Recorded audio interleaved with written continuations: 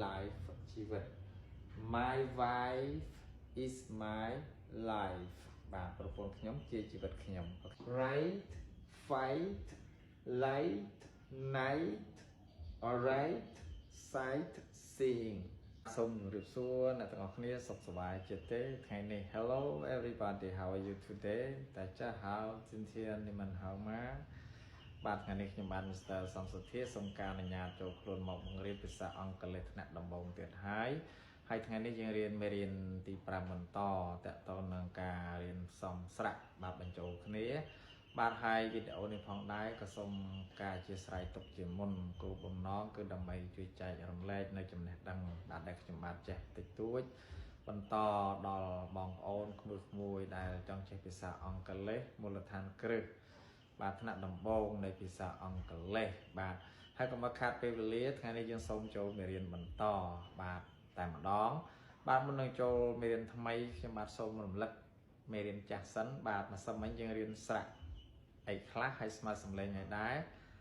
បាទម្សិលមិញគឺយើងរៀនស្រៈត្រេអាយត្រេអ៊ី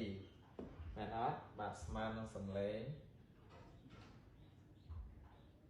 អាយបាទស្មើនឹងសំឡេងអាយបាទ example life ជីវិតមែនអត់ life ជីវិតនេះយើងមើលកន្លែងនេះ I នេះកន្លែងត្រេបាទនេះ E បាទអញ្ចឹងយើងស្មើ L A life loss a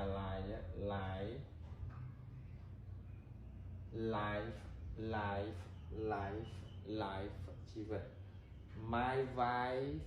is my life បាទប្រពន្ធខ្ញុំជាជីវិតខ្ញុំអូខេបាទហើយថ្ងៃនេះយើងចូលមេរៀនថ្មីតែម្ដងបាទគឺយើងរៀនខាងក្រោយនេះមានសង្កេតណា I G H T ស្មើសំឡេង I បាទយើងមើលនៅត្រេខាងក្រោមនេះបាទ I G H T ទាំងអស់បាទមានខ្មែរអង់គ្លេសបាទហើយសំឡេងខ្មែរទៀតបាទដើម្បីឲ្យដឹងថាសំឡេង I យ៉ាងម៉េចសូមមើលឧទាហរណ៍ទាំងអស់គ្នានឹងយល់ហើយណាបាទយើងមើលនៅខាងក្រោមនេះខ្ញុំគូបន្ទាត់ពីក្រោមទាំងអស់មាន I G H T បាទសំឡេង I យើងមើលខាងស្ដាំត្រឹមត្រូវ right